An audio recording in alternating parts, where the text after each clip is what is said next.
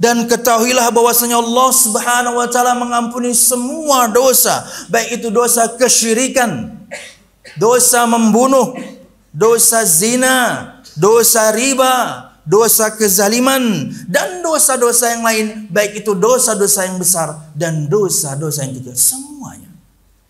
Khusus untuk syirik misalnya. Dan fokuskanlah berkaitan dengan dosa. Untuk poin pertama ini adalah dosa kita kepada Allah Subhanahu wa taala. Hak Allah Subhanahu wa taala yang kita renggut. Ada perintahnya kita tinggalkan, ada larangannya kita terobos. Fokus kepada poin ini dulu.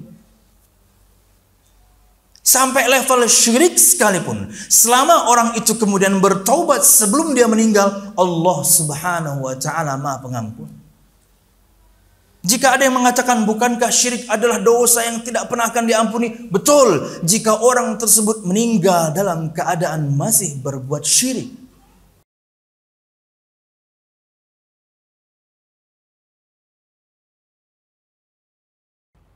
Innal hamdalillah nahmaduhu wa nasta'inuhu wa nastaghfiruh wa na'udzu billahi min shururi anfusina wa min sayyiati a'malina. من يهده الله فلا مضل له ومن يضلل فلا هادي له أشهد أن لا إله إلا الله وحده لا شريك له وأشهد أن محمدا عبده ورسوله قال الله تعالى في القرآن الكريم أعوذ بالله من الشيطان الرجيم يا أيها الذين آمنوا اتقوا الله حق تقاته ولا تموتن إلا وأنتم مسلمون يا أيها الناس اتقوا ربكم الذي خلقكم من نفس واحدة وخلق منها زوجها وبث منهما رجالا كثيرا ونساء واتقوا الله الذي تساءلون به والأرحام إن الله كان عليكم رقيبا يا أيها الذين آمنوا اتقوا الله وقولوا قولا سديدا يصلح لكم أعمالكم ويغفر لكم ذنوبكم ومن يطع الله ورسوله فقد فاز فوزا عظيما فإن أصدق الحديث كتاب الله وخير الهدي هدي محمد صلى الله عليه وسلم وشر الأمور محدثاتها فإن كل محدثة بدعة وكل بدعة ضلالة وكل ضلالة في النار أما بعد. Hadirin jamaah Jumat rahimakumullah. Alhamdulillah, segala puji dan syukur marilah kita haturkan kepada Allah Subhanahu wa taala.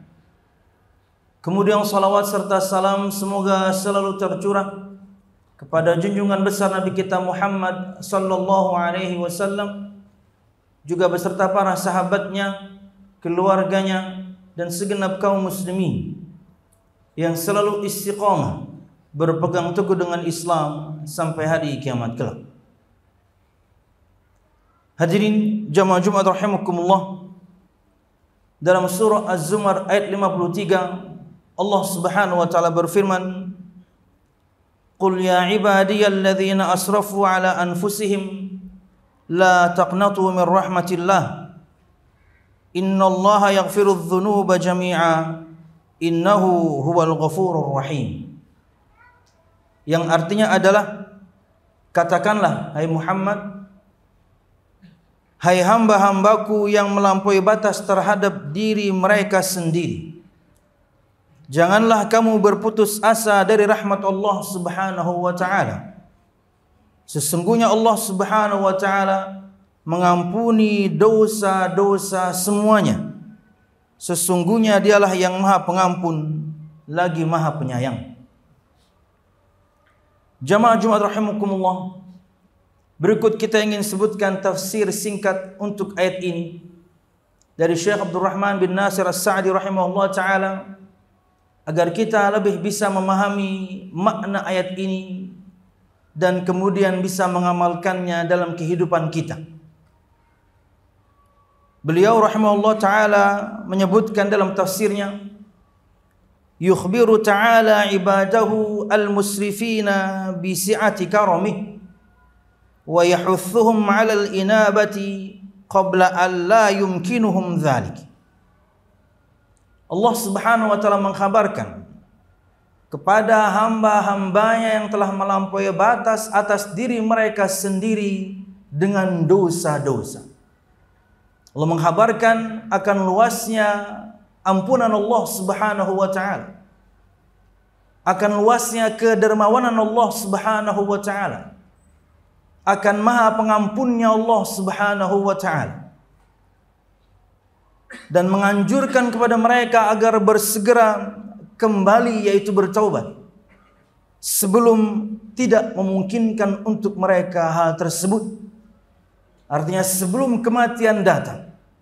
Allah Subhanahu wa taala mengkhabarkan kepada kita bahwasanya Allah Subhanahu wa taala Maha Pengampun, agar kita semuanya segera bertaubat kepada Allah Subhanahu wa taala atas semua dosa-dosa yang kita lakukan. Faqala qul, kemudian Allah Subhanahu wa taala berfirman, qul, katakanlah. Perintah dari Allah Subhanahu wa taala kepada Nabi kita Muhammad sallallahu alaihi wasallam agar beliau mengatakan firman Allah ini. Dan ini di antara dalil bahwasanya Al-Qur'anul Karim bukan karya Muhammad sallallahu alaihi wasallam. Karena akan sangat canggung kalau kemudian seorang mengatakan katakanlah kepada diri sendiri. Bukti bahwasanya Al-Qur'anul Karim bukan karangan Muhammad sallallahu alaihi wasallam, karena beliau diperintahkan untuk menyebutkan firman-firman ini. Karena semua kata-kata qul dalam Al-Qur'anul Karim yang bermakna katakanlah, jika dihilangkan maka makna ayat Al-Qur'an tidak berubah. Kata-kata qul dalam Al-Qur'anul Karim jika dihilangkan makna ayatnya tidak berubah. Tapi semua tetap ada di situ karena betul-betul Al-Qur'anul Karim firman Allah Subhanahu wa taala yang diturunkan pada Nabi kita Muhammad sallallahu alaihi wasallam. Beliau diperintahkan untuk mengatakan firman Allah ini. Kata beliau, "Qul ya ayyuhar rasul wa man qama maqamahu minad du'at li dinillah." Katakanlah hai Muhammad sallallahu alaihi wasallam, dan semua orang yang melakukan tugasnya Muhammad sallallahu alaihi wasallam di antara para dai, muballighin, atau semua di antara kita. Katakan wahai Muhammad kepada mereka yang melakukan tugasmu juga. Apa? Firman Allah ini.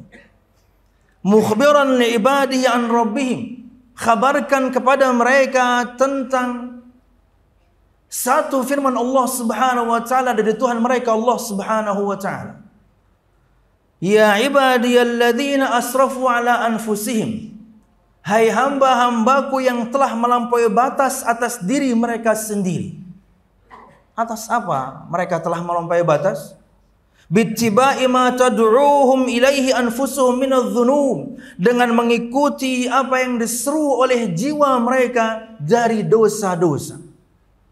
Melampaui batas atas diri mereka dengan selalu menjawab, dengan selalu merespon semua bisikan hati dari keburukan-keburukan, dari dosa-dosa. Dibisikkan untuk maksiat ini, ikut. Dibisikkan untuk maksiat itu, ikut. Selalu dia ikuti semua kata hatinya.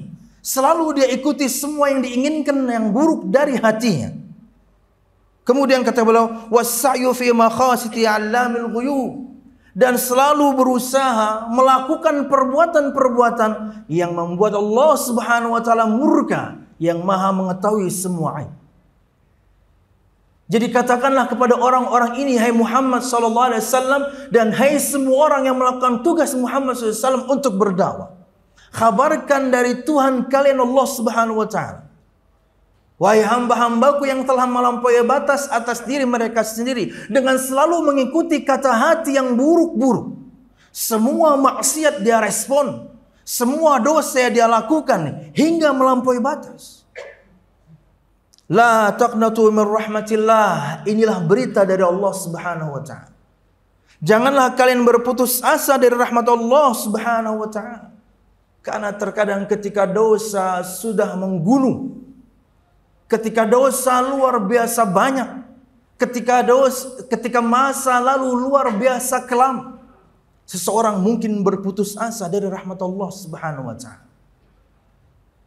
Disebutkan di sini kata beliau, fatulqu biaidikum ila tahlukah, karena seorang telah berputus asa, maka kalian melemparkan diri kalian kepada kebinasaan. Bagaimana prakteknya? Wa taqulu qad kathurat dzunubuna wa tarakamat uyubuna. Kalian mengatakan kepada diri kalian sendiri bahwasanya dosa-dosa kami sudah terlalu banyak, aib-aib kami sudah menumpuk satu sama lain.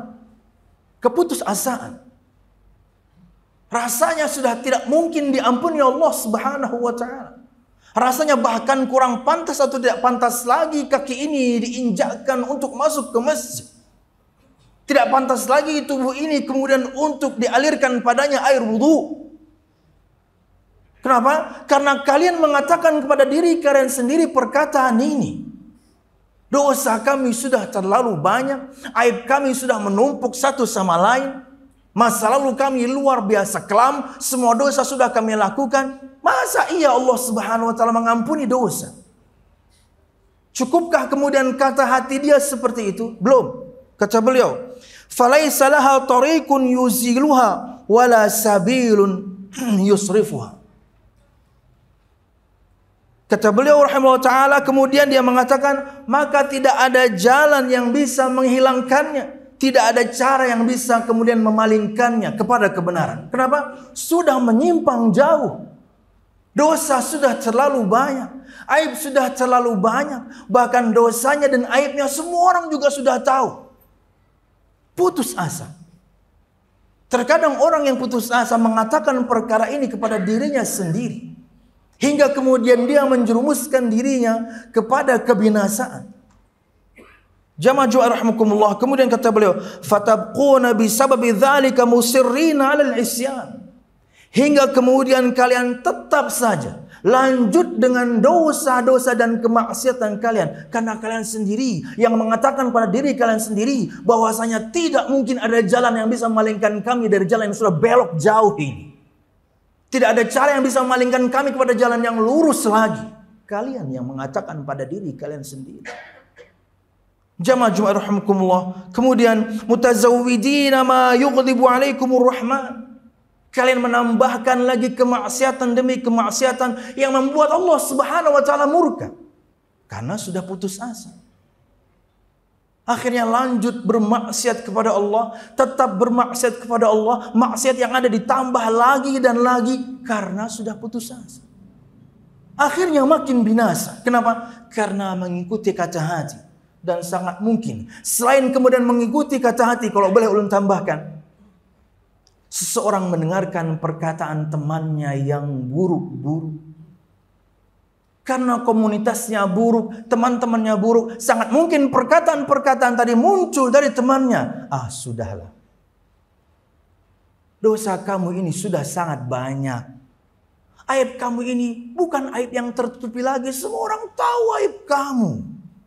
Masa lalu kamu sudah sangat kelam. Mau berapa kali kamu wudhu percuma.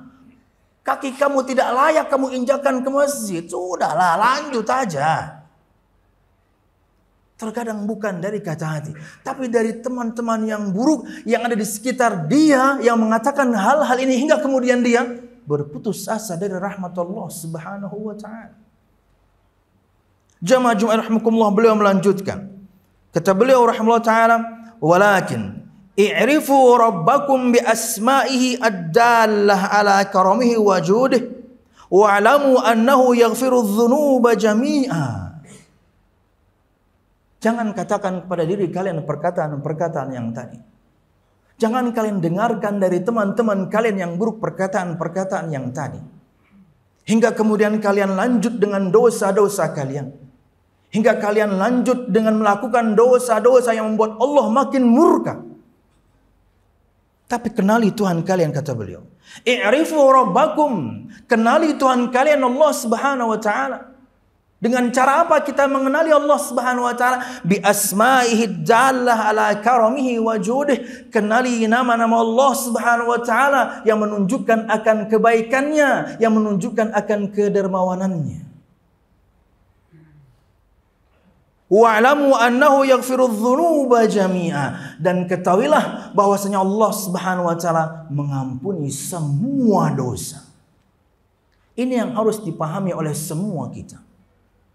Selain kita tidak mendengarkan kata hati yang buruk, selain kita tidak mendengarkan perkataan teman kita yang buruk, maka kita harus sama-sama belajar. Kenali Allah Subhanahu wa taala dengan nama-nama dan sifat Allah Subhanahu wa taala. Dan khusus untuk bab ini, kenali bahwasanya Allah Subhanahu wa taala Maha Pengampun, mengampuni semua dosa. Ingat, semua dosa. Apa saja beliau sebutkan di sini. Minasyirki wal qatli waz zina wal riba wal zulm wa ghairi dzalika minadz-dzunubil kibari was shighar.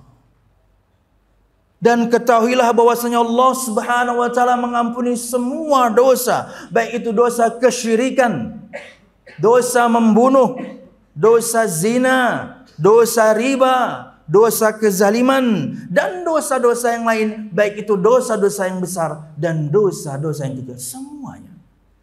Khusus untuk syirik misalnya. Dan fokuskanlah berkaitan dengan dosa. Untuk poin pertama ini adalah dosa kita kepada Allah Subhanahu wa taala. Hak Allah Subhanahu wa taala yang kita renggut. Ada perintahnya kita tinggalkan, ada larangannya kita terobos. Fokus kepada poin ini dulu. Sampai level syirik sekalipun, selama orang itu kemudian bertaubat sebelum dia meninggal, Allah Subhanahu wa taala Maha Pengampun. Jika ada yang mengatakan bukankah syirik adalah dosa yang tidak pernah akan diampuni? Betul, jika orang tersebut meninggal dalam keadaan masih berbuat syirik. Itulah yang perlu digarisbawahi. Syirik adalah dosa besar yang paling besar. Syirik yang besar akan menghancurkan semua amal. Syirik akan mengeluarkan pelakunya dari Islam. Syirik akan mengekalkan pelakunya di neraka. Syirik mengharamkan orangnya dari surga. Syirik tak tertolong. Tapi jika mereka, subhanallah, sebelum meninggal bertobat kepada Allah Subhanahu wa taala, sebesar apapun perbuatan syirik yang pernah kita lakukan, na'udzubillah, Allah mengampuninya asal kita bertobat sebelum meninggal. Repotnya, kita tidak pernah tahu kapan kematian akan datang menjemput. Makanya kita selalu belajar apa itu tauhid, agar kita tahu lawannya yaitu syirik, agar kita mengesahkan Allah Subhanahu wa taala dan tidak berbuat syirik kepada Allah Subhanahu wa taala. Dan inilah yang selalu digaungkan oleh banyak dai. Satu bahasan yang menyelamatkan. Tapi banyak orang tidak suka. Orang tidak suka dakwah tauhid ini. Dengan jargon-jargon mereka hingga kemudian seorang malas untuk ikut pengajiannya. Aduh, tauhid lagi, tauhid lagi. Bahasanya kok tauhid terus? Masa nggak ada bahasan yang lain? Subhanallah. Padahal ini bahasan yang akan menyelamatkan Anda dunia sebelum di akhirat. Surga Allah Subhanahu wa taala menanti untuk Anda jika Anda meninggal di atas ketauhidan kepada Allah Subhanahu wa taala. Jadi syirik sekalipun, jika seorang bertobat kepada Allah Subhanahu wa taala sebelum dia meninggal, Allah mengampuninya. Apalagi dosa-dosa yang lain. Apalagi dosa-dosa yang lain yang levelnya di bawah syirik. Mati seseorang dengan dosa tersebut, kemungkinan diampuni masih sangat luas. Karena Allah Subhanahu wa taala Maha Pengampun. Tapi kemungkinan Allah Subhanahu wa taala mengazab seseorang berdasarkan dosa yang dia lakukan sangat mungkin. Kenapa? Allah Subhanahu wa taala adil. Anda berdosa, ya dihukum dong. Ini prinsip dasar akidah Ahlus Sunnah wal Jamaah. Selama dosa seseorang itu levelnya di bawah syirik kepada Allah Subhanahu wa taala, maka di dunia dia adalah mukmin naqisul iman. Nama dia ketika di dunia adalah seorang mukmin tapi imannya kurang. Dia mukmin dengan sisa imannya yang ada, tapi dia kemudian pelaku kedosa atau kemaksiatan dengan semua dosa yang dia lakukan. Mati dia dengan perkara tersebut, mati dia masih melakukan dosa tersebut, maka hukumnya di bawah kehendak Allah Subhanahu wa taala. Allah bisa mengazabnya karena Allah adil. Allah bisa mengampuninya karena Allah Maha Pengampun. Allah Subhanahu wa taala berfirman, "Innallaha la yaghfiru an yushraka bihi wa yaghfiru ma duna dzalika liman yasha." Dalam surah An-Nisa 48 Allah berfirman, sesungguhnya Allah Subhanahu wa taala tidak mengampuni untuk dipersekutukan dengannya. Allah tidak mengampuni dosa syirik. Siapa yang meninggal masih syirik. Tapi jika seorang sempat bertaubat kepada Allah Subhanahu wa taala dari perbuatan syiriknya, maka Allah Maha Pengampun. Ayat inilah jawabannya. Innallaha yaghfiru dzunuba jami'a. Allah mengampuni semua dosa syirik jika dia bertobat sebelum meninggal. Jamaah Jumat rahimakumullah, kemudian innahu wal ghafurur rahim. Sesungguhnya Allah Subhanahu wa taala Maha Pengampun lagi Maha Penyayang. Insyaallah maknanya kita akan sebutkan pada khutbah kedua. Aqulu qawli hadza wa astaghfirullah li wa lakum wa lisa'il mu'minin fastaghfiruhu innahu huwal ghafurur rahim. Alhamdulillahilladzi hadana li hadza wa ma kunna linahtadiya laula an hadana Allah. Wassalatu wassalamu ala asyrafil anbiya wal mursalin Muhammad sallallahu alaihi wasallam wa ala alihi wa ashabihi ajma'in. الذي حارب الباطل وأيد الحق وطمس الرذائل وأحيا الفضائل وتمم مكارم الأخلاق وهدى الناس إلى صراط مستقيم صراط الذين أنعم الله عليهم من النبيين والصديقين والشهداء والصالحين وحسن أولئك رفيقا. Hadirin jamaah Jumat rahimakumullah, Nabi Muhammad sallallahu alaihi wasallam bersabda, "Man taba qabla an tatlu'a asy-syamsu min maghribiha taballahu alaihi." Barang siapa yang bertobat kepada Allah Subhanahu wa taala sebelum matahari terbit dari barat, Allah menerima taubatnya. Nabi Muhammad SAW juga bersabda, "Innallaha yabsutu yadahu bil-laili liyatuba musii'un nahar wa bin-nahari liyatuba musii'ul lail hatta tatlu'a asy-syamsu min maghribiha." Sesungguhnya Allah Subhanahu wa taala membentangkan tangannya, maksudnya siap menerima. Bilaili, di malam hari, agar orang-orang yang bermaksiat di siang hari minta ampun di malam hari. Sebaliknya, di siang hari agar orang-orang yang bermaksiat di malam hari minta ampun di siang hari sampai matahari terbit dari barat. Kata Nabi Muhammad SAW juga, kata beliau, "Innallaha yaqbalu taubatal 'abdi ma lam yugharghir." Sesungguhnya Allah Subhanahu wa taala menerima taubat seorang hamba selama dia belum yugharghir, yaitu ruh sudah sampai kerongkongan. Dan dua perkara ini belum berlaku untuk kita, subhanallah. Ruh masih dikandung badan, belum sampai kerongkongan, dan kemudian matahari belum terbit dari barat. Persyaratan bertobat kepada Allah Subhanahu wa taala terpenuhi untuk kita sampai detik ini. Maka ikhlaskanlah kita bertobat kepada Allah Subhanahu wa taala. Bertobat kepada Allah bukan karena pasangan kita, karena orang tua kita, karena teman-teman. No. Lillahi taala, karena memang kita pendosa. Karena bertobat itu ibadah, maka ikhlaskan ibadah hanya untuk Allah Subhanahu wa taala. Kembalilah menjalankan ketaatan setelah sebelumnya melakukan kemaksiatan. 2. Berhentilah kemudian dengan maksiatnya. Jika dosa yang kita lakukan sebelumnya karena ada kewajiban yang kita tinggalkan, sekarang lakukan. Jika dosa yang kita lakukan sebelumnya karena ada kemaksiatan yang kita terobos, sekarang stop. Tapi ada bahasan tambahan. Kalau kemudian berkaitan dengan dosa kita kepada sama anak Adam, maka harus diselesaikan kepada orang tersebut. Ya, jika dosa kita berkaitan dengan kezaliman kita kepada sama anak Adam, maka harus diselesaikan kepada orang tersebut. Dan ini akan lebih susah karena manusia tidak Maha Pengampun. Allah Subhanahu wa taala Maha Pengampun. Dosa kita luar biasa banyak. Sampai kata Nabi Muhammad, jika dosa kalian memenuhi langit, kemudian kalian minta ampun kepadaku, aku ampuni.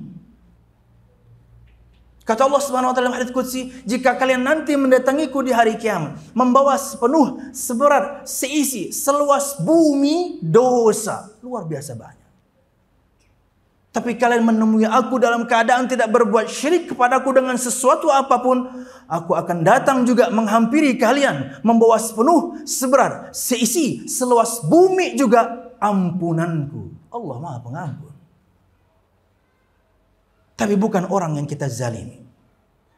Sangat mungkin kesalahan kita kepada seorang luar biasa berat. Hingga kemudian ketika kita meminta maaf kepadanya, tidak dia maafkan. Makanya berkata Syekh Utsaimin mengomentari sabda Nabi Muhammad SAW, kata beliau, "Man kanat lahu madlamatun li akhihi min 'irdin aw min syai'in falyatahallalha minhu al-yawm qabla an la yakuna dinarun wala dirham."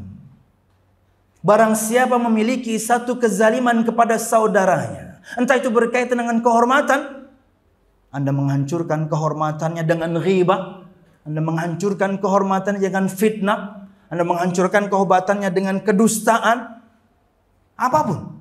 Entah itu di depan umum, na'udzubillah, atau kemudian di balik layar. Barang siapa yang punya satu kezaliman kepada saudaranya, entah itu berkaitan dengan kehormatan ataupun yang lainnya, maka minta halallah kepada dia hari ini, sebelum datang nanti hari tidak ada lagi manfaat dinar dan dirham. Sebelum datang hari kiamat maksudnya. Syekh Utsaimin mengomentari, dinar dan dirham kapan bermanfaatnya? Sekarang. Artinya kalau misalnya seorang minta maaf kepada orang lain dan kemudian dia tidak bisa memaafkannya kecuali Anda membayar kepadanya dengan satu bayaran, bayar. Afwan akhi, mungkin perbuatan saya beberapa tahun yang lalu luar biasa menyakiti. Saya ingin minta maaf, saya ingin minta halal. Mohon maaf, kita berurusan nanti di hari kiamat. Afwan akhi, kalau perlu bayar saya akan membayarnya.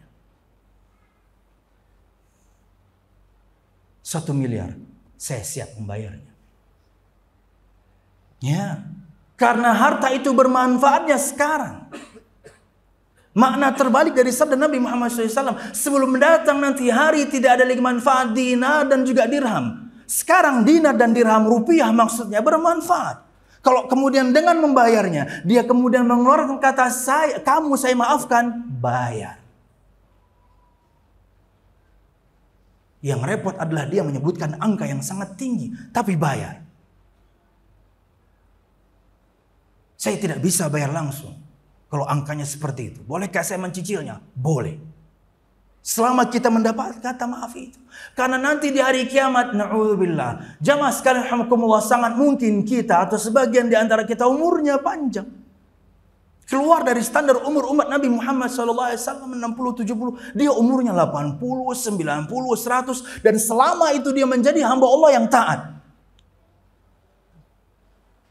Tapi ketika di dunia dia punya begitu banyak kezaliman, dia akan menjadi orang yang bangkrut nanti di hari kiamat. Kenapa? Karena semua pahala yang dia bawa akan ditransfer, diberikan kepada semua orang yang pernah dia zalimi. Kata Nabi Muhammad, "Atadruna manil muflis?" Wahai para sahabatku, tahukah kalian siapa itu orang yang muflis, bangkrut? Kata para sahabat, al-muflisu fina man la dirham lahu wala mata'. Wahai Rasul, orang yang bangkrut di antara kita itulah orang yang enggak punya perkakas, orang enggak punya duit lah. Kata Nabi Muhammad, bukan itu yang saya maksud. Al-muflisu fina man ya'ti yawmal qiyamah bi salatin wa siyamin wa zakatin wa ya'ti wa qad syatama hadha wa daraba hadha wa safaka dama hadha wa akala mala hadha. Orang yang bangkrut itu adalah di antara kita yang nanti datang di hari kiamat membawa pahala salatnya, puasanya, zakatnya, mau soleh. Semua pahala dia bawa. 100 tahun umurnya jadi orang soleh. Semua pahala dia bawa. Tapi dia di saat yang sama ketika di dunia dulu, dia pernah pukul orang, dia pernah caci maki orang, dia pernah fitnah orang, dia pernah bunuh orang, dia pernah ambil harta orang. Kezaliman demi kezaliman. Fayu'ta hadha min hasanatihi wa hadha min hasanatihi. Maka diberikan kepada orang ini kebaikan orang yang menzalimi. Akan diberikan kepada orang yang terzalimi kebaikan-kebaikan orang yang menzalimi ini. Yang umurnya 100 ini. Yang sepanjang umurnya jadi orang soleh ini. Pahalanya banyak. Fa in faniyat hasanatuh, jika kebaikannya habis, subhanallah. Kezaliman dia ketika di dunia sangat banyak. Dia menzalimi satu kota. Dia menzalimi satu provinsi. Dia menzalimi satu negara. Mantap.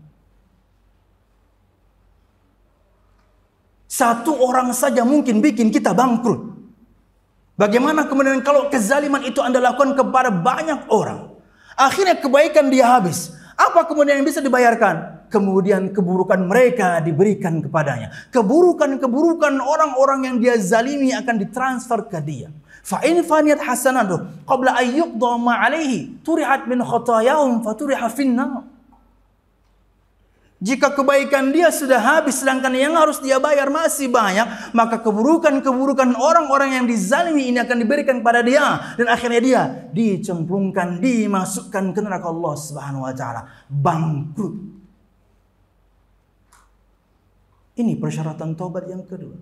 Yang ketiga tentunya ada penyesalan, bahkan kalau bisa sampai meneteskan air mata. Dosa bukan untuk dikenang tapi untuk ditangisi. Dan kemudian syarat yang berikutnya adalah ada tekad kuat untuk tidak mengulanginya. Dan yang terakhir adalah persyaratan yang disebutkan tadi pertama. Waktu yang masih ada. Ruh masih belum sampai kerongkongan dan matahari belum terbit dari barat. Ingat, Allah Subhanahu wa taala Maha Pengampun lagi Maha Penyayang. Begitu banyak Allah Subhanahu wa taala yang kemudian diakhiri dengan innallaha ghafurur rahim. Satu-satunya nama dan sifat Allah Subhanahu wa taala yang datang dalam 3 wazan timbangan bahasa Arab yang berbeda, yang menunjukkan makna yang sama tapi dengan level yang berbeda. Ghafir, Ghaffar, Ghafur. Artinya sama, Allah Maha Pengampun, tapi levelnya berbeda. Maka jangan berputus asa dari rahmat Allah Subhanahu wa taala.